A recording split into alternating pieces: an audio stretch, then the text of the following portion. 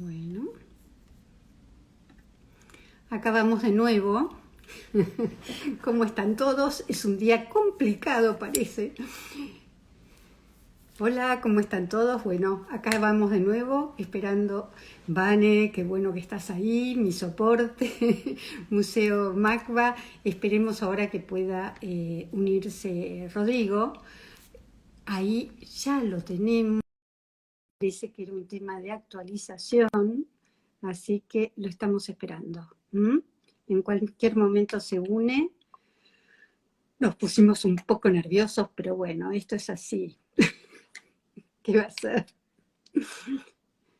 A ver.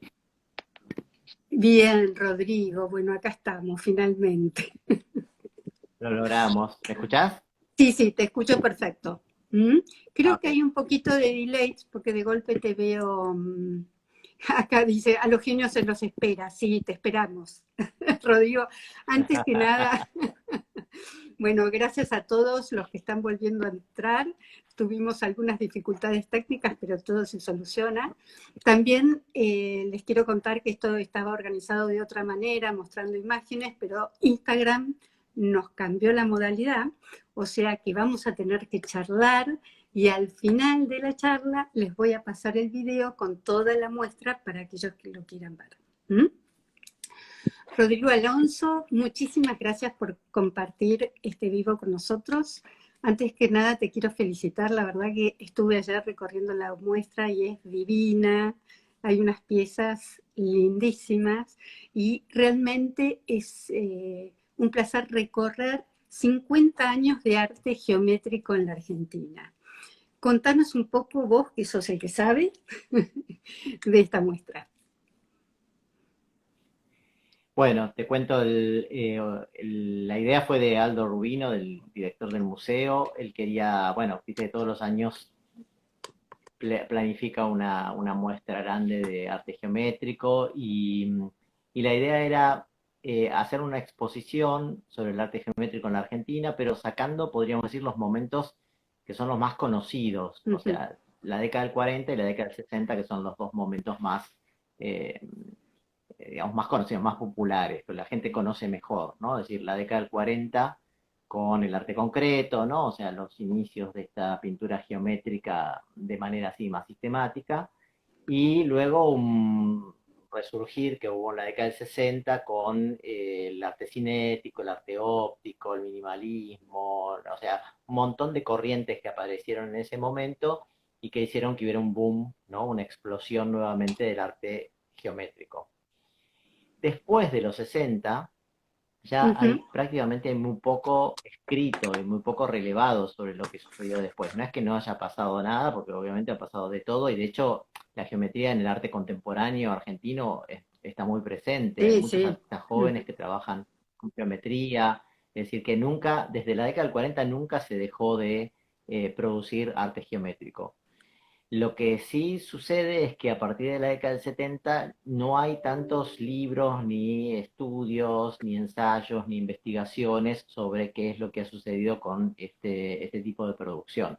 Entonces, la idea fue hacer una exposición sobre ese periodo, o sea, 1970 y 2020, y al mismo tiempo producir un catálogo que sea una obra de referencia, ¿no? O sea, que tenga un texto así muy sistemático que recorra toda la historia de bueno, de estos 50 años de pintura geométrica en la Argentina. -huh. Así que bueno, ahora estamos en el catálogo, ¿no? La muestra ya la inauguramos y ahora estamos armando ya el catálogo, Sí, que por supuesto va a salir ahora mientras la muestra todavía está presente sí, y que presentaremos en algún recién momento. Bueno, inauguró. ya Yo ayer cuando la estuve tengamos listo. recorriendo y está organizada en 4 núcleos. La verdad que es una muestra muy didáctica, muy fácil, de muy fácil lectura. Eh, Hay como un sector, un primer núcleo donde están eh, los de la geometría sensible, como Alejandro Sí, Puente. sí. Bueno, la muestra fue pensada Mm, didácticamente, ¿sí? O sea, fue pensada como una suerte sí, de muestra que permita que el público que no sabe, que no conoce esta historia, realmente pueda llevarse a su casa una serie de ideas, ¿no? Al principio yo había pensado, o sea, originalmente pensé en hacer una exposición cruzando generaciones, pero después me pareció que quizás para la gente que no conoce tanto sobre pintura geométrica iba a ser bastante menos accesible, ¿no? Entonces dije, bueno, voy a lo cronológico, voy digamos, a algo muy ordenado, que permita realmente entender un poco cómo se fue dando la historia, pero al mismo tiempo los pisos no están organizados por años, aunque sí, o sea, subrepticiamente sí, pero lo que hice fue organizar por criterios o por Ujú. conceptos. Entonces, porque la idea es que la gente se lleve unos conceptos a su casa, ¿no? Unas nociones de qué fue digamos, cómo fue desarrollándose el arte geométrico en la Argentina, y no tanto las fechas, ¿no? Que por ahí eso es más para los historiadores. Sí. Entonces hay un piso, digamos, en la planta baja hay una suerte de cruce generacional, donde ahí sí mezclé artistas de distintas generaciones, un poco para mostrar esta idea de que el arte geométrico fue importante para muchas generaciones de artistas argentinos. Sí. Y luego, a partir del primer piso, empiezo ya con una cosa un poquito más cronológica, pero eh, fundada o sustentada en ciertos conceptos. O sea, al principio está el primer piso, que es sería la década del 70, 70, 80. Podríamos decir como esta contraposición entre la idea del sistema y la idea de la geometría sensible, ¿no? O sea, el sistema es la idea de un arte geométrico que es programado, ¿no? Que es más Ujú. racional, o sea que La los línea, artistas claro. planifican, piensan exactamente, ¿no? lo que quieren Sí. hacer, y primero lo meditan y luego, ¿no? Producen su obra. Y luego ese sería como el arte geométrico programado o racional.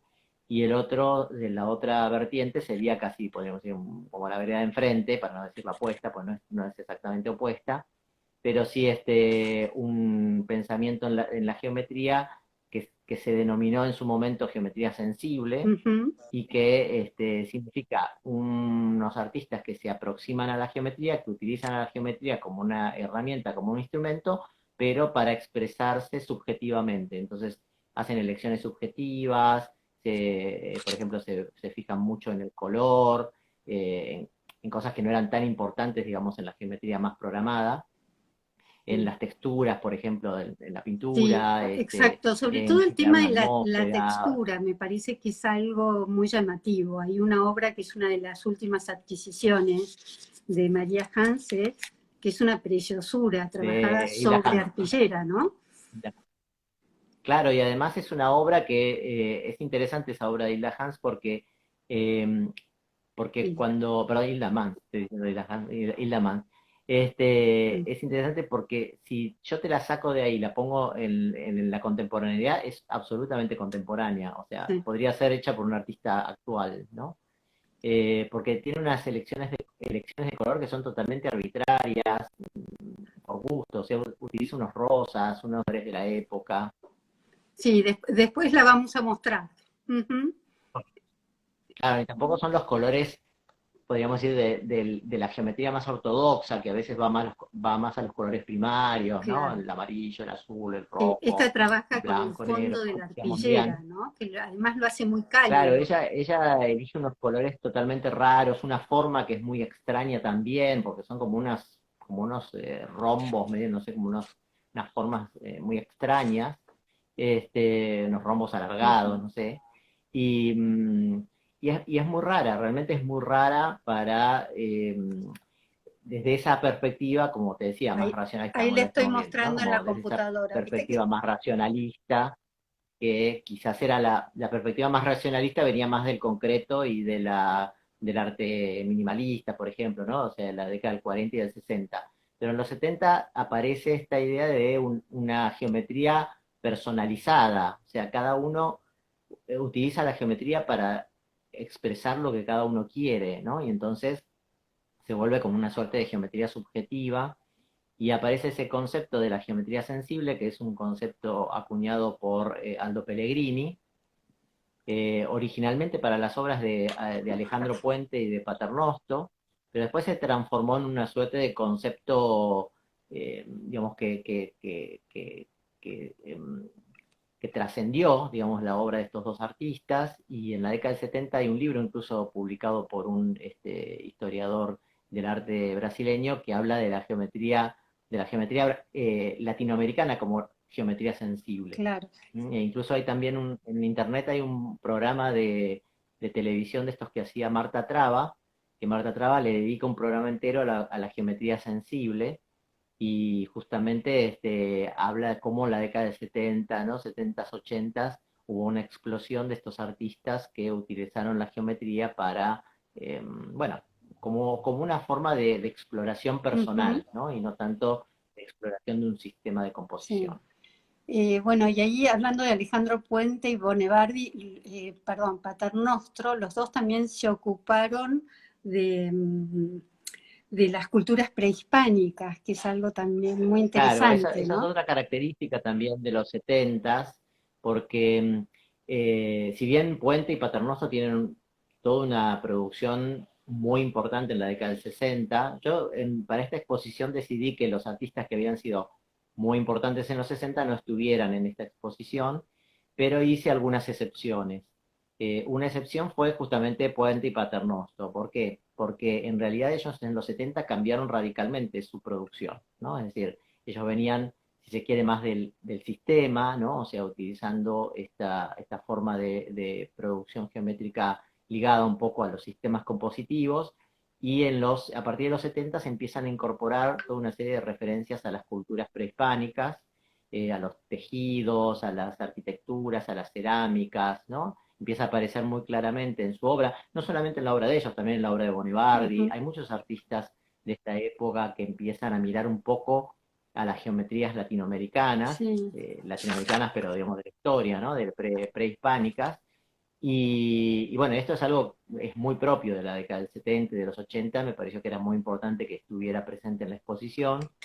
Y luego también, por ejemplo, hay un artista como Kazuya Sakai, Mm, que también lo puse, porque Kazuya Sakai en los 60 había sido un artista muy importante, pero informalista, o sea, totalmente. trabajaba en una obra completamente Sí, distinta, ¿no? Que acá era, vemos la obra. claro, está Ujú, Kazuya Sakai, pero en la década del 60, por ejemplo, él hacía obras informalistas y obras gestuales, ¿no? O sea, con presencia de la caligrafía ujú, japonesa, eran completamente distintas, ¿no? Eran unas abstracciones, digamos, muy en la línea del informalismo de la época, y en la década del 70, él se va a vivir a Nueva York, en la década del 70 cambia completamente y se va a esas geometrías que son muy rítmicas, donde él hace unos homenajes a la música, porque le interesaba mucho la música. Yo hice una exposición hace unos años sobre todo este periodo de Kazuya Sakai, justamente aquí mismo en el MACBA, ujú, y claro, esa imagen no tiene nada, absolutamente nada que ver con el Kazuya Sakai de los 60. sí. Entonces me pareció que en artistas que habían hecho un cambio tan radical de su obra, estaba bueno que aparecieran con ¿no? Con lo nuevo, ¿no? Con lo que habían comenzado a trabajar en estos años. Sí. Hay otra obra. Y bueno, y también en este primer piso de los 70 es también un piso donde intento como rescatar gente que por ahí un poco desapareció ¿no? de nuestro vocabulario de artistas Sí, me contemporáneos, parece no porque no lo esta sean, obra sino de porque a veces, Delmiro este Ciervo es es Cirabo, Dalmiro preciosa. Cirabo, Con esta sí, abrís la muestra sí, bueno, justamente. ahí hay toda una serie de artistas de La Plata, ¿no? Raúl Mazzoni, Mm, bueno, Dalmiro Sirabo, está Jorge Pereira, em, que fueron los que trabajaron mucho esta concepción del sistema. Y luego está, por ejemplo, en ese mismo piso está Gabriel Mesil, que es un artista también un poco que hace mucho tiempo que no se ve, o Enrique Torroja, sí, preciosa la obra. o Ricardo Lajam, Ujú. ¿no? Bueno, Kenneth Mercedes Campbell. Esteves, está Florencio Méndez Casariego, que también es otro artista del cual hace mucho que no se ve nada, no se ve ninguna exposición. Entonces la idea fue también intentar como reponer, bueno, ahí está Laham con Kemble, con una eh, obra bastante rara de Kemble, sí, un poco intentar reponer ciertos nombres que desaparecieron un poco de la escena, pero que fueron súper importantes, porque en la década del 70 y el 80 todas las exposiciones de arte geométrico, en una obra de Torroja, una obra de Gabriel Mesil, mm, ¿sí? Ellos eran casi eran casi sinónimo de arte geométrico. sí. Y Y después, bueno, en el piso al -1 ya nos vamos más a la década del 90, y en la década del 90 el concepto, la idea ahí, rectora es un poco esta idea de geometría y ornamentación, ¿no? Que empieza un poco con una exposición que realiza Carlos Basualdo, ¿no? Que se llamó Crimen y Ornamento, y que puso un poco en discusión esta idea de una geometría ornamental en relación a ciertos artistas como Gumier Mayer, ¿no? Como Ernesto Ballesteros, digamos, artistas Gachi Jasper, ¿m? Que estaban trabajando la geometría en los 90, pero desde un lugar completamente distinto, porque era, así entre muchas comillas, ¿sí? Decorativo, ¿no? O sea, parecía tan arbitrario su uso de la geometría, ¿no? Y tan ligado como a la sociedad contemporánea, ¿no? Al diseño, a los medios de comunicación, ¿no? Un ujú, poco una herencia medio pop, que bueno, que construyeron un tipo de geometría con una identidad propia y muy, muy apartada de estos problemas, ¿no? De los sistemas y la geometría sensible de los 70s y 80 y creando una impronta muy diferente para esa generación, ¿no? De los 90. sí. Y ahí también en ese mismo piso, donde están los 90, lo que hice fue también un poco hacer convivir si se quiere, como dos vertientes institucionales, porque hoy en día se habla mucho de los 90 y se menciona al Centro Cultural Ricardo Rojas, ¿no? Es el lugar donde estaba Gumier Mayer como curador y Ujú. donde, digamos, se construyó un arte muy potente en los 90, pero también existían los artistas que no estaban en el Rojas, ¿no? Que estaban afuera, o sea, y que también eran geométricos. Entonces, Sí. de ahí la inclusión hay unas obras de, por ejemplo, de Scafidi, de Monzo, ¿no? De Alejandro Corujeira. Me interesó incorporar obras de artistas o Cristina Getty, ¿no? Artistas que no estaban en el Rojas y que sin embargo tuvieron una producción geométrica. Acá estamos Mm. justo en el piso del menos Y ahí uno, estamos viendo la de una producción Jorge. geométrica importante, la obra de Gumier Mayer, Sí. Y esas bueno, dos Siquier, que son preciosas, ahí Siquier y a Sergio Abelo, Sergio Abelo, y Ballesteros. sí, Ernesto Ballesteros, y hay una obra por allá atrás de Londa Ibere que la adquirió el Museo Obra, una nueva Sí, que es adquisición. muy llamativa porque es como una cajita, es como una Sí, cajita, está como recubierta de alpaca, sí, entonces al costado brilla, la sí, verdad que es los una bordes. preciosura esa obra. Sí, sí. Y tiene como una suerte de imagen medio floral, o sea, son las geometrías, pero las geometrías parecen flores. Sí. Es bien interesante. Bien interesante. ¿Por qué el Y nombre? todo un ¿Por qué borde hecho en Neopost? alpaca, porque también hay una cuestión que es muy propia de esta geometría de los 90, que es la manualidad. Hay como un fuerte acento en la manualidad, ¿no? En las manualidades. Y eso se ve bastante bien en esa Sí, obra. y después también en las manualidades, bueno, me encantó de ese piso la obra de Osvaldo Monzo, que es una de las más eh, antiguas, me parece, ¿no? Porque es del 98. Sí, es una obra del 92, justamente Ah, de no, la década del 90. La idea es, esa era un poco ¿no? O sea, irnos, por ejemplo, la obra de Gachi Jasper, que está en ese mismo piso, que dialoga bastante con la de Monzo, porque tienen como bastantes puntos en común. ujú. El museo tiene obra de Graciela Aja, tiene varias, pero son muy grandes y no son de los 90. Y yo quería una obra de Gachi Jasper de los 90, entonces la pedimos, o sea, pedimos a un Ahí, coleccionista, ahí la a vamos pesar a de que el ver. museo ya tiene. Ahí Está están las Monzo dos. atrás y ahí está Gachi Jasper adelante. Mm. Y entonces, a pesar de que el museo tiene obra de Gachi Jasper, decidimos pedir otra, que es de los 90 y que está mucho más enmarcada en ese periodo. Sí.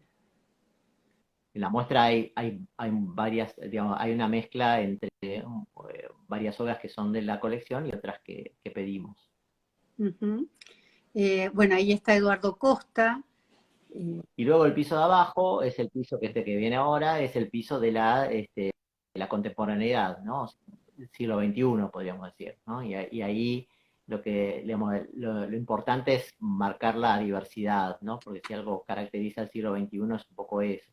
Sí, Entonces, incluso la la elección de geometría los la se expande en el materialidad de las espacio, se obras, ¿no? expande, claro, se expanden en materiales, se expande en el espacio, se expande, empieza como a Mm. hibridizarse, por ejemplo, hay obras que remiten a la geometría, se aparece también como la producción desde lo digital, ¿no? O sea, los artistas empiezan a construir sus obras, por lo menos primero en las computadoras, ¿no? Las imágenes, luego las pasan a pintura, pero muchas obras son construidas digitalmente.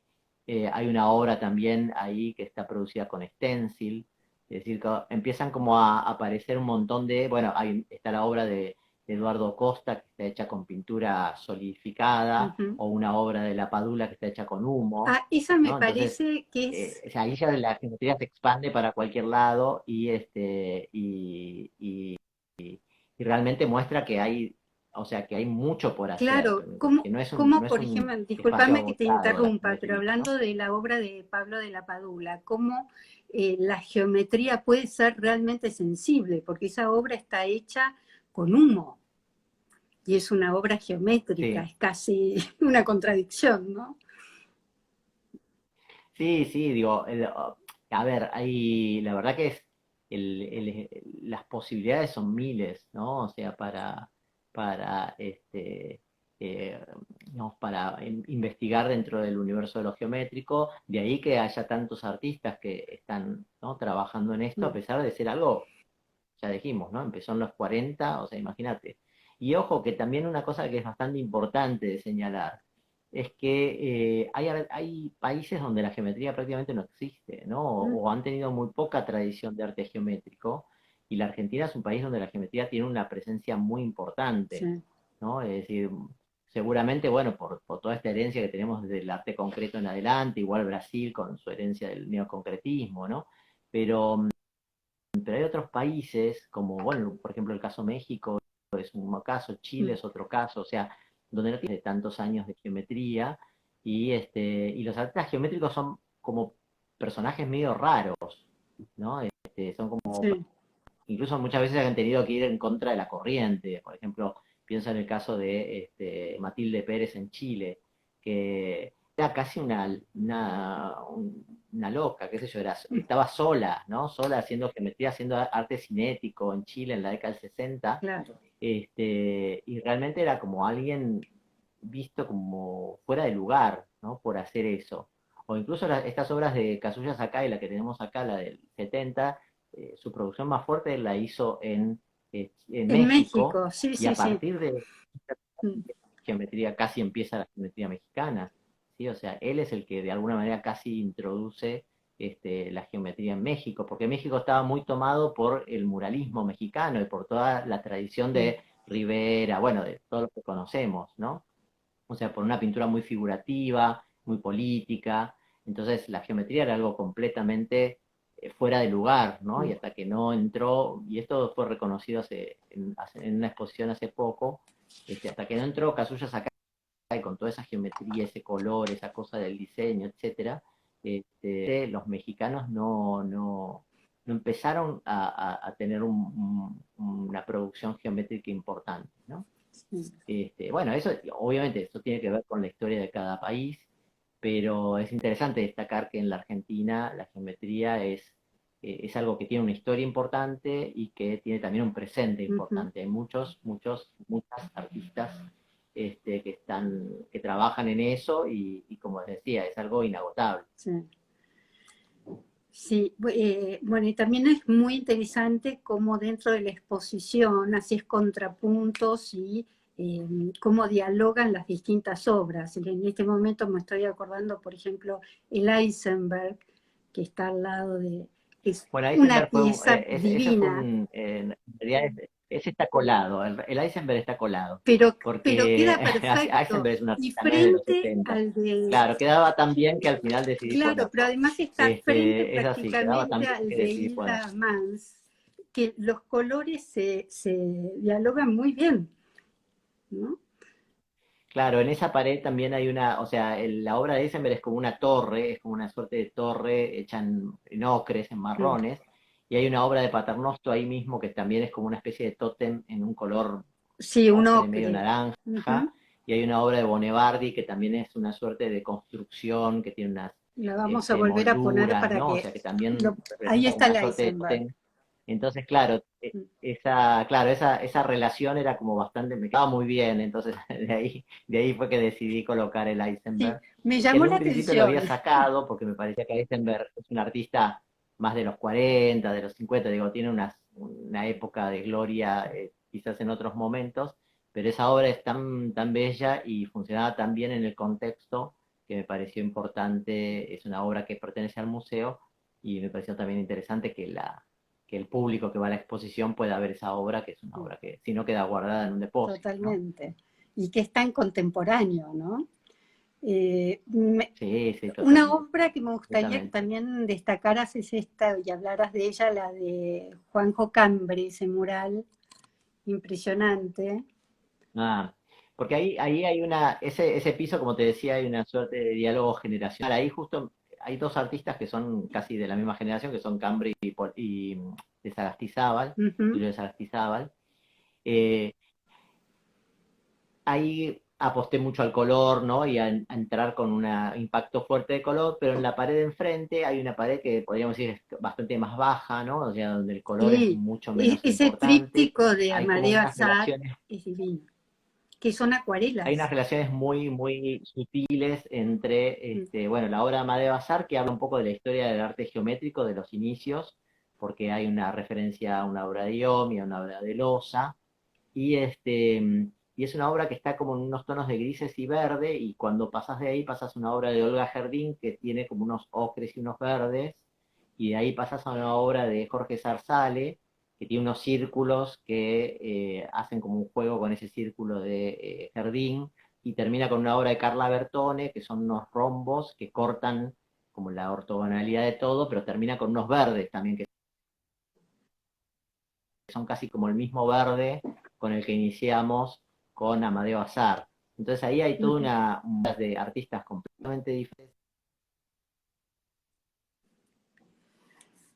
Ahora, una pregunta, ¿por qué de los neopost? 40 y no sé, de los 50, y entonces son tres artistas que no tienen nada que ver entre sí, que crearon en épocas muy diferentes, pero bueno, por unos juegos visuales, ¿no?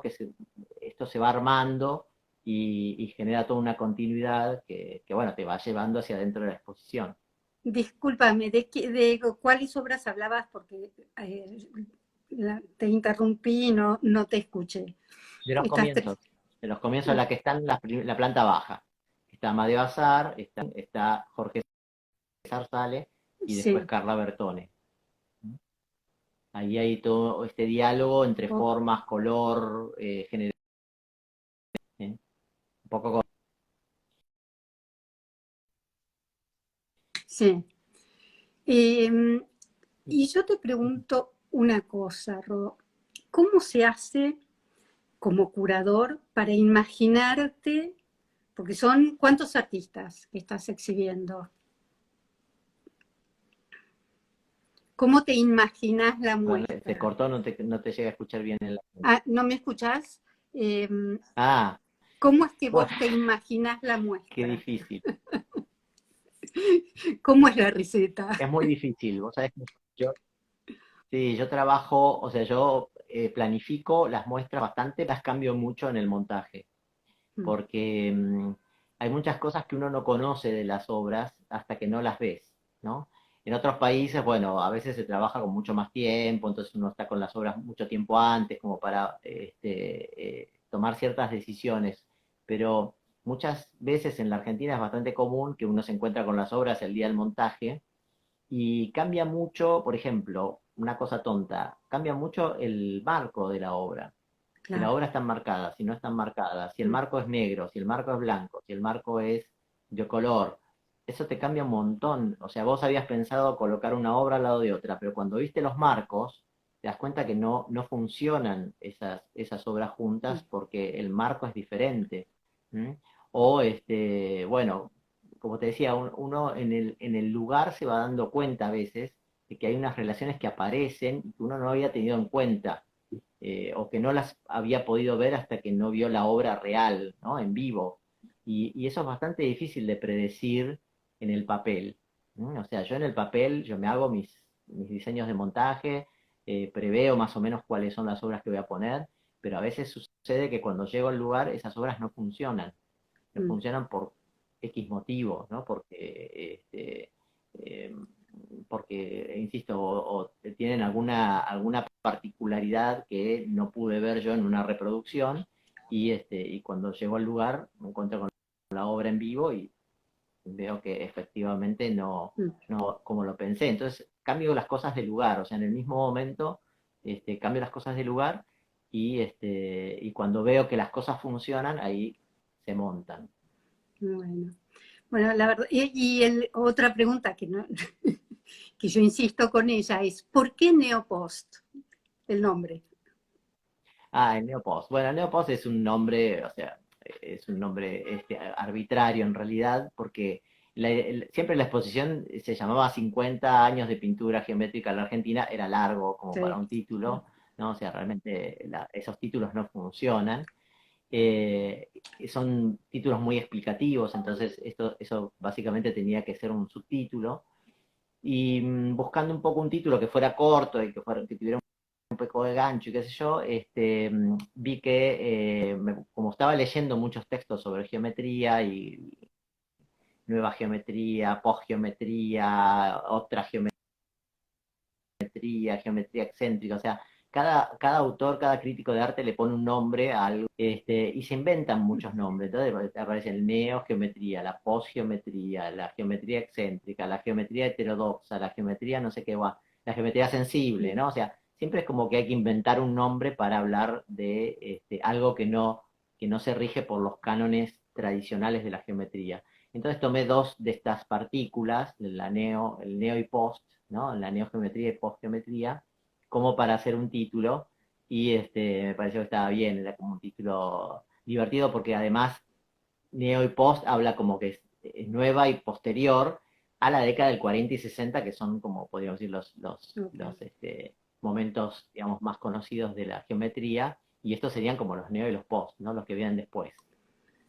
Bueno, Rodrigo, te agradezco muchísimo. La verdad que es un lujo que nos cuentes de esta muestra. Bueno, perdón Eh, por todos estos problemas insisto, de la y tecnología. bueno, Tuve que es lo que reiniciar el pasa, es teléfono lo y al que final pasa. todo funcionó, pero bueno, Eh, nos en vamos el a, momento sí, son, sí, son son cosas temas que llegaron terribles. para quedarse, pero que van a seguir cambiando. Mi idea era ir mostrándote las fotos para que Seguro, las seguro. obras, Pero para bueno, que, finalmente lo pudimos hacer. pero bueno, ahora cuando vos te despidas, yo voy a seguir mostrando nuevamente el video para Yo aquellos me voy que a no lo cortar y si vieron. querés pasas el ¿Mm? video.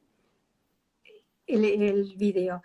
Y Dale. bueno, insisto a todos que realmente traten de pedir cita, ir a verla, porque es una muestra que vale la pena. ¿Mm? Acá, Acá acá preguntan preguntan si si hay hay segunda segunda parte y digo, parte. y gracias por todos los comentarios que los estuve leyendo porque me aparecen ahí en la pantallita, gracias a todos los que comentaron y las que comentaron. Hay una idea de hacer como un cambio en un momento de la exposición, cambiar algunas obras, eso lo pensamos porque bueno, el museo tiene un acervo bastante grande y puede ser interesante justamente para dar lugar a otros artistas para que estén en la exposición, ¿no? Igual también estamos pensando en un catálogo donde vamos a incluir muchas más obras que las que están en la exposición, Ujú. ¿no? Sí, Porque porque queremos que, realmente no hay de mucho hecho, material de haya un... estudio de estos últimos 50 años. No, por supuesto, y si lo vamos a hacer, la idea es hacerlo lo mejor posible. Ujú. Así que van a aparecer más artistas en el catálogo y van a aparecer, y probablemente en algún momento, si tenemos la oportunidad de hacer algunos cambios, lo hagamos como para incorporar otros artistas que quedaron afuera. Y acá piden un bis. Sí, sí, ya lo veo, ya Así lo que veo. Genial. todo el año Vamos a Neopause. estar pensando en lo que sigue. Bueno, muchísimas gracias, Rodrigo. Genial. Y no sé cómo estamos de tiempo, porque con estas idas y venidas, Dale, me desconecto a ver si vos podés pasar tu listo, video. listo. Muchísimas gracias nuevamente. ¿Mm? Y Bueno, muchas gracias, gracias por los comentarios. bueno, y ahora no sabemos, yo quisiera ver si podemos pasar el video, pero a ver si acá sí. Así cerramos mostrando el video de la muestra. Acá es justamente la pintura sensible, lo tenemos a Sakai, María Martorell, que es la salteña maravillosa, y acá termina con la obra de Hilda Hans, que es una nueva adquisición del museo. Beto de Bolder, que ya es de los ornamentalistas, Silvia Gurfin, y acá está Juanjo Cambre, Tulio de Sagastizábal, y este tríptico precioso de Amadeo Sard, Jorge Zarzale, nombres que son como atípicos dentro de la geometría, ¿no? Ahí Verónica de Toro, Mariela Scafati, bueno, Roberto Scafidi. La verdad que es una muestra para no perderse. Esta obra de Gachi Gaspar, de la que habló Rodrigo, y Jorge Gunenmeyer. Bueno, me encantó, a pesar de todas las idas y vueltas, volver a nuestros vivos y los esperamos todos los jueves. Este año vamos a hacer los jueves por este mismo canal. Bueno, gracias a todos y nos vemos pronto.